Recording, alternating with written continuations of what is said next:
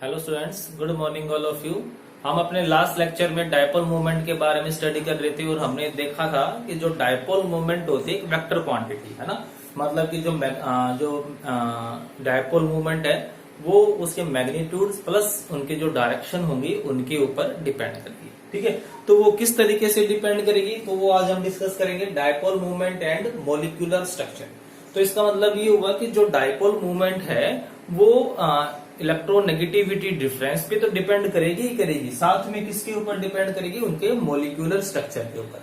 तो ये कह सकते हैं कि अगर हमें मोलिकुलर स्ट्रक्चर पता होगा तो हम डायपोल मूवमेंट निकाल सकते हैं, या इसका रिवर्स भी कह सकते हो। अगर मुझे डायपोल मूवमेंट पता है तो मैं उसकी जो स्ट्रक्चर है, स्पेशल अरेंजमेंट है, मैं उसको गैस कर सकता हूँ। ठीक है, दोनों एक दूसरे से कनेक्टेड है। तो बात करते हैं हम। सबसे पहले तो क्या कहता है ये कि dipole movement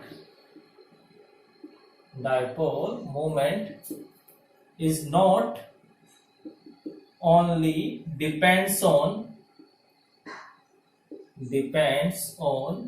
individual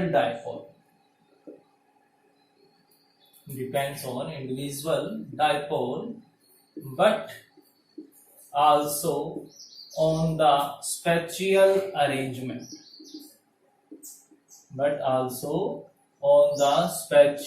arrangement of bonds in the molecule। समझ में आई बात? ये कहता है कि भाई ठीक है कि ये सिर्फ इंडिविजुअल डायपोल पे नहीं डिपेंड करेगा। मतलब हो सकता है कि उस मॉलिक्यूल में जो इंडिविजुअल डायपोल है उसकी वैल्यू नॉन जीरो है, बट एज ए होल उस कंप्लीट मॉलिक्यूल के लिए डायपोल मोमेंट की वैल्यू जीरो हो सकती है। तो किसके ऊपर डिपेंड करता है? स्पेशल का मतलब क्या होता है? रिलेटिव। एक बॉन्ड की अरेंजमेंट दूसरे बॉन्ड के रिस्पेक्ट में कैसी, उसको बोलते हैं स्पेशल अरेंजमेंट ऑफ बॉन्ड। ठीक है, तो सबसे पहले हम बात कर लेते हैं फॉर एग्जाम्पल। तो अब हम जिसमें अलग अलग टाइप के मॉलिक्यूल्स ले लें, तो सबसे पहले हम जो बात कर रहे हैं वो है हमारे पास die atomic molecule.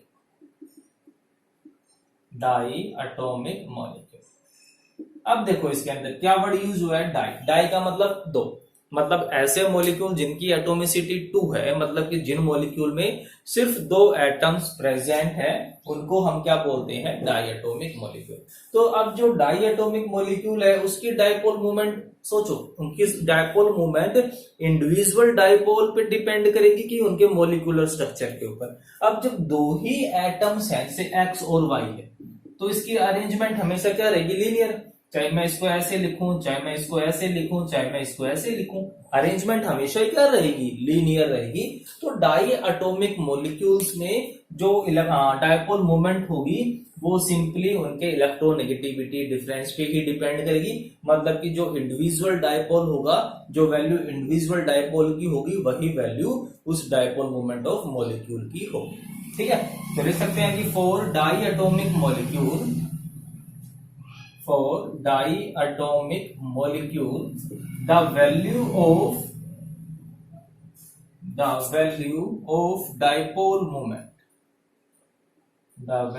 of dipole moment is equal to the value of individual dipole of bond। जो कोई बॉन्ड है उस बॉन्ड की जो डायपोल मूवमेंट होगी वही किसके इक्वल होगी? डायपोल मूवमेंट ऑफ मॉलिक्यूल के। ठीक है, जैसे हम बात करें फॉर एग्जांपल HCl है। ठीक है, तो अब HCl में कोई जो स्ट्रक्चर है उसका तो कोई लेना देना है ही नहीं, दो ही एलिमेंट है, दो ही एटम है, तो वो लीनियर ही होंगे। इलेक्ट्रोनेगेटिविटी क्लोरीन की ज्यादा है तो डायरेक्शन ये हो जाएगी हमारे पास। तो यहाँ पर जो चार्ज का डिफरेंस आएगा मल्टीप्लाई जो यहाँ पर डिस्टेंस होगी दोनों सेंटर्स के बीच में। तो जब हम इसका डायपोल मोमेंट निकालेंगे, सारी वैल्यूज पुट कर देंगे, तो अब हमारे पास ये आ जाएगा। तो जो डायपोल मोमेंट ऑफ HCl है वो एक्चुअल में किसके इक्वल हुई? इसी के इक्वल हुई। ठीक है, और जो डायपोल मूवमेंट होगी डाई एटॉमिक मॉलिक्यूल के, सिर्फ किसके लिए? डाई एटॉमिक मॉलिक्यूल के लिए, तो वो किसके ऊपर डिपेंड करती है? सिर्फ और सिर्फ इलेक्ट्रोनेगेटिविटी डिफरेंस पे, स्ट्रक्चर के ऊपर डिपेंड ही नहीं करेगी। ठीक है, it completely depends on the electronegativity electronegativity difference किसके ऊपर डिपेंड कर रही है भाई? ये इलेक्ट्रोनेगेटिविटी डिफरेंस के ऊपर। फॉर एग्जांपल हमारे पास मॉलिक्यूल है hydrogen fluoride, hydrogen chloride, hydrogen bromide and hydrogen iodide. तो सबसे ज्यादा इलेक्ट्रोनेगेटिविटी डिफरेंस HF में मिलेगा, तो सबसे ज्यादा डायपोल मूवमेंट भी किसकी होगी? HF की होगी। तो ये क्या हो जाएगा? ये हो जाएगी डायपोल मूवमेंट की अरेंज। क्लियर है ना? तो डायटोमिक में तो कुछ भी नहीं था। अब हम बात करते हैं पॉली एटॉमिक मॉलिक्यूल्स की, मतलब कि जिन मॉलिक्यूल में एटम्स की संख्या 2 से ज्यादा होगी, more than 2 atoms are present, called polyatomic molecule. ठीक है, देखो तो हमारे पास डायटोमिक था, अब हम बात कर रहे हैं poly atomic molecules. Poly atomic molecules, और पॉली एटॉमिक मॉलिक्यूल्स में भी अब मैं एक एक करके बात करता हूं। तो इसके अंदर भी जो फर्स्ट आता है वो फर्स्ट है हमारे पास ट्राई एटॉमिक मॉलिक्यूल।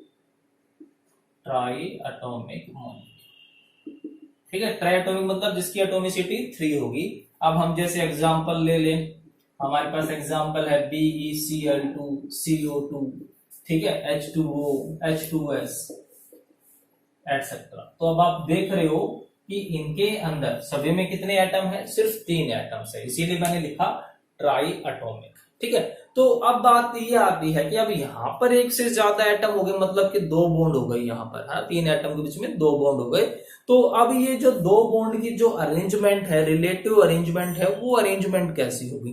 क्योंकि वही अरेंजमेंट यहाँ पर बताने वाली है कि उसके डायपोल मोमेंट की वैल्यू क्या होगी। ठीक है, जैसे कि मैं बात करूं BeCl2, BeCl2 की, अगर मुझे इसके डायपोल मूवमेंट पता है तो मैं इसका स्ट्रक्चर गैस कर सकता हूं, या फिर अगर मुझे इसका स्ट्रक्चर पता है तो मैं इसके डायपोल मूवमेंट गैस कर सकता हूं। ठीक है, जैसे ये मेरे पास BeCl2 है। अब सभी को पता है कि बेरिलियम एक मेटल है और जो क्लोरीन है वो नॉन मेटल है। इलेक्ट्रोनेगेटिविटी डिफरेंस बहुत ज्यादा है, मतलब बेरिलियम और क्लोरीन का जो बॉन्ड है वो पोलर है। तो पोलर है तो कोई ना कोई डायपोल मूवमेंट होनी चाहिए, बट जो डायपोल मूवमेंट होती है वो इसकी 0 होती है। तो इसका मतलब कि जो इसके अंदर 2 क्लोरीन होंगे वो 2 क्लोरीन किस तरीके से प्रेजेंट होंगे? अब आपने वेक्टर एडिशन पढ़ा हुआ है फिजिक्स के अंदर, है ना? तो अगर भी जैसे बेरिलियम और क्लोरीन है, क्लोरीन इस डायरेक्शन में हो गया और ये क्लोरीन इस डायरेक्शन में हो गया, दोनों जगह BeCl है, दोनों ही जगह BeCl है, तो दोनों की जो डायपोल मोमेंट की वैल्यू होंगी वो बिल्कुल क्या होंगी? सेम होंगी, बट डायरेक्शन अपोजिट हो गई है। मतलब एक अगर μ1 है तो दूसरी क्या होगी? -μ1, और जो दोनों का सम आएगा वो सम क्या आ जाएगा? 0 देगा। आई बात समझ में? तो वही चीज समझाना चाह रहा था कि भाई जो इंडिविजुअल डायपोल है, इंडिविजुअल जो बॉन्ड है उसकी तो डायपोल मोमेंट है, ठीक है, वो उसकी डायपोल मूवमेंट है, बट एज ए कंप्लीट पूरे मॉलिक्यूल की डायपोल मूवमेंट क्या हो गई? 0 हो गई। और वो किसकी वजह से हुई? वो इसके स्ट्रक्चर की वजह से। तो इसका अगर मुझे स्ट्रक्चर पता है तो ही मैं डायपोल मूवमेंट बता सकता था ना। अगर मुझे इसका स्ट्रक्चर पता ही नहीं होता तो मैं डायपोल मूवमेंट बता ही नहीं पाता। या फिर अगर मुझे डायपोल मूवमेंट पता है कि भाई 0 होगी, तो 0 किस केस में होगी? कि जब वो दोनों अपोजिट हो, ताकि जो पूरा का पूरा जो आगे हमारे पास वैल्यू वो कैंसिल आउट हो जाए और हमारा आंसर आ जाए। ठीक है, ऐसे ही है हमारे पास CO2। अब ऐसे ही है नेक्स्ट हमारे पास CO2 है। ठीक है, अब मुझे पता है कि भाई इसकी जो अरेंजमेंट है ना वो लीनियर होती है।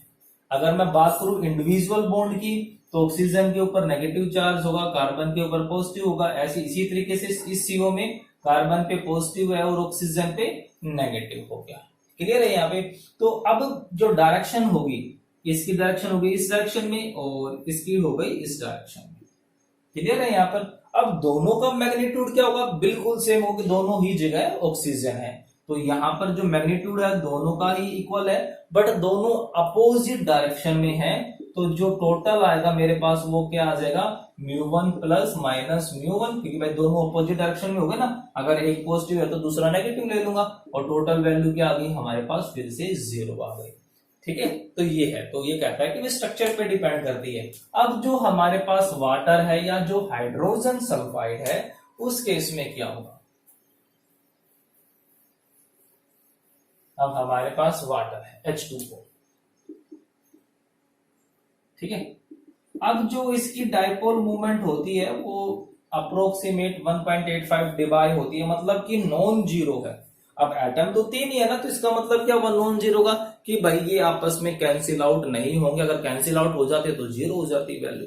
ठीक है, तो अब हमने ये vector law of vector addition पढ़ा हुआ है, पैरेललोग्राम लॉ पढ़ा हुआ है, तो उसके अकॉर्डिंग क्या होता है कि हम सिंपल सा क्या करते हैं, जैसे कि भाई मेरे पास ऑक्सीजन है, ठीक है, और मेरे पास ये हाइड्रोजन, लीनियर तो नहीं होगा, अगर लीनियर होते तो वैल्यू क्या हो जाती, जीरो हो जाती। ठीक है, तो अब मेरे पास मैंने क्या किया भाई, ये किया हुआ है। ठीक है, अब ऑक्सीजन और हाइड्रोजन में इलेक्ट्रोनेगेटिव कौन होगा, ऑक्सीजन होगा, तो डायरेक्शन ये हो गई, इस हाइड्रोजन और ऑक्सीजन में ये डायरेक्शन हो गई। ठीक है, लोन पेयर ऊपर की तरफ है तो उनकी डायरेक्शन भी ऊपर की साइड हो जाएगी। ठीक है, इस ऑर्बिटल डायपोल की value due to lone pair is upward हो जाएगी। तो अब हमारे पास आता है, तो vector law of vector addition आपने पढ़ा हुआ है, आप एक पैरेललोग्राम कंप्लीट करते हो ना, और फिर जो इसकी डायरेक्शन होगी वो हम यहाँ से निकाल लेते हैं। कुछ इस तरीके से करते हैं ना, फॉर्मूला हम क्या लगाते हैं, μ1 स्क्वायर प्लस μ2, मतलब जैसे इसकी डायपोल मूवमेंट होगी μ1, इसकी डायपोल मूवमेंट होगी μ2, एक्चुअल में दोनों इक्वल ही है, तो मैं कैसे निकालता हूं, प्लस 2 μ1 μ2 cos ऑफ थीटा। ठीक है, तो अगर मुझे डायपोल मूवमेंट पता है कि भाई जो टोटल म्यू है और पूरे का क्या आ जाता है, अंडर रूट आ जाता है, और ये किसके इक्वल होती है, जो हमारे पास नया है।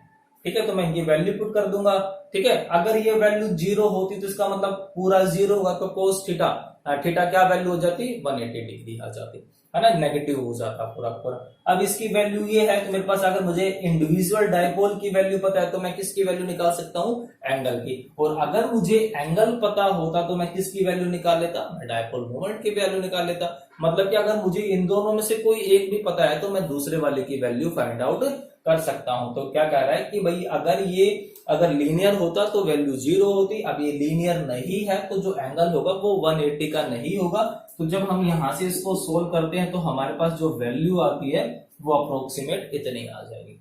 तो इसका मतलब क्या हुआ कि जो इसकी शेप होगी वो शेप कैसी हो गई, वो बैंड शेप हो गई। ठीक है, तो हम डायपोल मोमेंट से शेप बता सकते हैं, या फिर अगर मुझे एंगल पता होता तो मैं उस एंगल की वैल्यू यहां पर पुट कर देता और मेरे पास किसकी वैल्यू आ जाती, डायपोल मोमेंट की। क्लियर है। नेक्स्ट आता है हमारे पास टेट्रा एटॉमिक मॉलिक्यूल, कि जिसमें 4 एटम्स होंगे, टेट्रा एटॉमिक। ठीक है, अब इसके एग्जांपल्स क्या क्या हो सकते हैं टेट्रा एटॉमिक मॉलिक्यूल्स के, टेट्रा एटॉमिक मॉलिक्यूल्स, टेट्रा का मतलब लाइक BF3, ठीक है, और NH3, NF3, ये ठीक है, ये हो गया हमारे पास tetra atomic molecule. Total atom कितने हो गए, 4 हो गए, एटोमिसिटी कितनी हो गई, 4 हो गई। ठीक है, अब मैं बात करूं बोरोन ट्राइफ्लोराइड BF3 की, तो जो इसकी डायपोल मूवमेंट होती है वो 0 होती है। ठीक है, या फिर ये कह सकते हैं कि अगर हमने किसी तरीके से इसकी जो शेप निकाल ली, वो उसकी शेप आई कुछ इस तरीके की। ठीक है, ये आ गई उसकी शेप। तो अब जो शेप है, अब हम इंडिविजुअल डायपोल की बात करूं तो बोरोन और फ्लोरीन इलेक्ट्रोनेगेटिविटी डिफरेंस बहुत ज्यादा होता है, मतलब इंडिविजुअल जो डायपोल होगा वो क्या होगा, वो नॉन जीरो वैल्यू होगी, वो पोलर होगा। तो इसकी ये डायरेक्शन आ गई और इसकी ये डायरेक्शन आ गई। ठीक है, इंडिविजुअल की सबकी वैल्यू आ गई हमारे पास। ठीक है, तो अब यहां पर जो बॉन्ड एंगल होता है, वो बॉन्ड एंगल कितना होगा, 120 डिग्री। तो अब मैं जब पैरेललोग्राम लॉ फिर से लगाऊंगा तो मैं क्या करूंगा, एक पैरेललोग्राम बनाऊंगा और फिर उसकी डायरेक्शन निकालूंगा, वो इस डायरेक्शन में आ जाएगा, है ना। cos 120 मैं पुट कर दूंगा और वहां से क्या आएगा कि ये जो वैल्यू है ये फर्स्ट, और ये जो नेट निकल के आया ये दोनों की वैल्यू बिल्कुल सेम होगी, बट अपोजिट डायरेक्शन में होगी, तो जो नेट डायपोल मोमेंट आ जाएगा वो क्या आ गया हमारे पास, 0 आ गया। ठीक है बेटा, तो आप वैल्यू निकाल सकते हो यहाँ से। मुझे इसकी निकालनी है, डायरेक्शन तो नीचे की तरफ आएगी ही है ना, तो मैं जब इसकी वैल्यू निकालूंगा तो क्या हो जाएगा, ये भी μ1 मान लेता हूं, ये भी μ1 हो गई। ठीक है, तो दोनों इक्वल ही होंगे, तो क्या फॉर्मूला क्या हो जाएगा हमारे पास, μ1 square plus μ1 square plus 2 μ1 into μ1, और cos ऑफ 120 डिग्री किसके इक्वल होता है, cos ऑफ 120 डिग्री माइनस 1/2 के। ठीक है, तो ये 2 से 2 कैंसिल हो जाएगा, ये क्या आ जाएगा माइनस μ1 स्क्वायर, और यहां से एक μ1 से एक μ1 कैंसिल आ गया, और ये क्या आ गया, दिस हो गया। तो यहां से मेरे पास वैल्यू क्या आ गई, μ1। अब ये भी BF ही है तो ये भी क्या होगा, μ1। तो ये भी μ1 और ये भी μ1 कैंसिल आउट हो जाएंगे, वैल्यू मेरे पास क्या आ जाएगी, 0। ठीक है, तो सिंपल सी फिजिक्स है, वो आपको आती है, इसलिए ज्यादा मैंने इस पे ध्यान नहीं दिया। ठीक है, अब बात आती है यहाँ पर NH3 और NF3। तो इन दोनों ही केसेस में जो इसकी वैल्यू होती है वो नॉन जीरो होती है। ठीक है, दोनों ही केसेस में जो डायपोल मूवमेंट होगा वो डायपोल मूवमेंट नॉन जीरो होता है। तो इसका मतलब क्या होगा कि भाई जो इसकी शेप होगी वो ट्रायंगुलर शेप तो नहीं होगी। अगर ट्रायंगुलर शेप होती तो क्या हो जाता है कि वैल्यू नॉन जीरो नहीं आती। ठीक है, तो वो वैल्यू 0 होती। तो अब बात आ जाती है इसकी, तो इनकी जो शेप होती है वो शेप कैसी होगी, वो पिरामिडल शेप होती है। नाइट्रोजन के पास एक लोन पेयर होगा, है ना, टोटल 5 इलेक्ट्रॉन्स होते हैं, तो इस शेप को हम क्या बोलते हैं, पिरामिडल शेप। ठीक है, तो अब यहां से क्या होगा, नाइट्रोजन और हाइड्रोजन में मोर इलेक्ट्रोनेगेटिव कौन हुआ, हाइड्रोजन हुआ। तो डायरेक्शन नाइट्रोजन की तरफ, डायरेक्शन नाइट्रोजन की तरफ, डायरेक्शन नाइट्रोजन की तरफ। ठीक है, और ये जो ऑर्बिटल डायपोल है due to lone pair of electron, इसकी डायरेक्शन भी क्या हो जाएगी, अपवर्ड डायरेक्शन में हो जाएगी। तो सबके सब क्या हो गए, सेम डायरेक्शन में हुए, और सेम डायरेक्शन में होने की वजह से जो इंडिविजुअल डायपोल होंगे वो सबके सब ऐड हो जाएंगे, और जो वैल्यू होगी वो नॉन जीरो होगी। क्लियर है। अब NF3 का भी स्ट्रक्चर लगभग ऐसा ही होगा। तो इस स्ट्रक्चर को हम क्या बोल देते हैं, पिरामिडल स्ट्रक्चर। क्या बोल देंगे, पिरामिडल स्ट्रक्चर है भाई इसका। तो अब जो क्वेश्चन आता है वो क्वेश्चन ये आ गया कि भाई जब दोनों की ही डायपोल मोमेंट नॉन जीरो है, सॉरी दोनों की जो शेप है वो पिरामिडल है, और नाइट्रोजन और हाइड्रोजन की इलेक्ट्रोनेगेटिविटी होती है 2.1। ठीक है, हाइड्रोजन की जो इलेक्ट्रोनेगेटिविटी है 2.1, नाइट्रोजन की है 3, तो दोनों का डिफरेंस कितना आया, 0.9। बात करते हैं नाइट्रोजन और फ्लोरीन की, तो फ्लोरीन की जो वैल्यू होगी वो कितनी होती है, 4.0, और नाइट्रोजन की होगी 3.0, मतलब इलेक्ट्रोनेगेटिविटी डिफरेंस कितना आया, 1 आया। तो इसका मतलब क्या होगा कि इंडिविजुअल नाइट्रोजन और फ्लोरीन मोर पोलर होता है, बट फिर भी NF3 की जो डायपोल मूवमेंट होगी वो NF3 की डायपोल मूवमेंट क्या होती है, कम होती है। तो फिर ऐसा होता क्यों है भी, इंडिविजुअल डायपोल की वैल्यू ज्यादा यहाँ पर है, फिर टोटल डायपोल मूवमेंट कम क्यों हो गई, जबकि दोनों की शेप भी सेम ही है, दिख रही है ना, अमोनिया की शेप और नाइट्रोजन ट्राइफ्लोराइड की शेप। ठीक है, ये हो गई हमारे पास। तो जब आप इस स्ट्रक्चर को देखोगे तो क्या कहते हैं कि नाइट्रोजन और फ्लोरीन में जो डायरेक्शन होगी वो टुवार्ड्स फ्लोरीन होगी, टुवार्ड्स फ्लोरीन होगी, टुवार्ड्स फ्लोरीन होगी। ठीक है, अब जो डायपोल है ड्यू टू दिस ऑर्बिटल, ठीक है, orbital dipole due to lone pair of electron is upward, तो मतलब कि इन तीनों का जो सम आएगा वो कहीं ना कहीं इस डायपोल से कैंसिल आउट हो जाएगा, और इसीलिए जो डायपोल मोमेंट की जो वैल्यू होगी वो क्या हो जाती है, स्मॉल हो जाती है। क्लियर हुआ। ठीक है, तो इन दोनों की तो आपको स्ट्रक्चर पता होना चाहिए, अगर स्ट्रक्चर पता होगा तो हम जो वैल्यू होगी वो इजीली कैलकुलेट कर सकते हैं। ठीक है, तो हम नेक्स्ट करते हैं पेंटाटॉमिक मॉलिक्यूल्स के लिए, मतलब कि जिनमें 5 एटम्स होंगे, वो भी आपको इसी तरीके से करने हैं, लॉजिक समझ गए हो गए। ठीक है, बात कर लेते हैं pentatomic molecules, pentatomic molecules like CH4, CCl4, CHCl। ठीक है, तो इन तीनों की जो शेप होती है बिल्कुल सेम होती है, टेट्राहेड्रल शेप होती है, सिमेट्रिकल शेप होती है। ठीक है, टेट्राहेड्रल सिमेट्रिकल शेप होगी। तो जैसे CH4 होगा हमारे पास, है ना, हमने 10th में भी सीखा हुआ है, जो बॉन्ड एंगल होगा 109.5 डिग्री समथिंग होता है। ठीक है, तो अब जो इलेक्ट्रोनेगेटिव हो गया वो कार्बन हो गया, सबके सब क्या हो गई, अपोजिट डायरेक्शन, है ना, इन तीनों जो हो गए वो अपवर्ड डायरेक्शन में, और ये क्या हो गया, डाउनवर्ड डायरेक्शन में। तो जो इन तीनों का जो सम आएगा वो क्या हो जाएगा, ऊपर वाले से कैंसिल आउट हो जाएगा, मतलब जो डायपोल मूवमेंट होगी वो क्या आ जाएगी, 0 आ जाएगी। तो CCl4 भी सेम सिमेट्रिकल स्ट्रक्चर होता है ना, CCl4 का भी आप चेक कर सकते हो।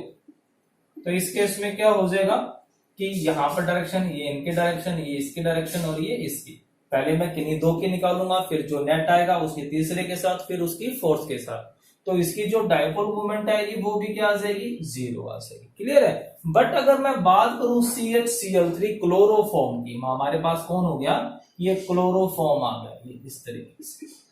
ठीक है, CHCl3 तो इस केस में जो वैल्यू होगी वो नॉन जीरो हो जाएगी, क्योंकि ये सब के सब क्या हो गए, सेम डायरेक्शन में हो गए। तो अगर चारों के चारों एटम बिल्कुल सेम होते हैं ना, ये जो टर्मिनल एटम है, भी मेरे पास कोई सिमेट्रिकल अरेंजमेंट हो और फिर सारे सराउंडिंग एटम सेम हो, तो उस केस में कैंसिल आउट हो जाएंगे। बट अगर वो सारे के सारे सेम नहीं है तो फिर वो कैंसिल आउट नहीं हो पाएंगे और डायपोल मोमेंट नॉन जीरो रहेंगे। ठीक है, तो होप सो आपको समझ में आया होगा कि डायपोल मोमेंट निकालने के लिए स्ट्रक्चर का कितना बड़ा रोल है। ठीक है, तो आप इनको क्वेश्चन को अच्छे से करोगे, फिर भी कोई डाउट रहता है तो वो मुझे सेंड कर दोगे। Okay, thank you.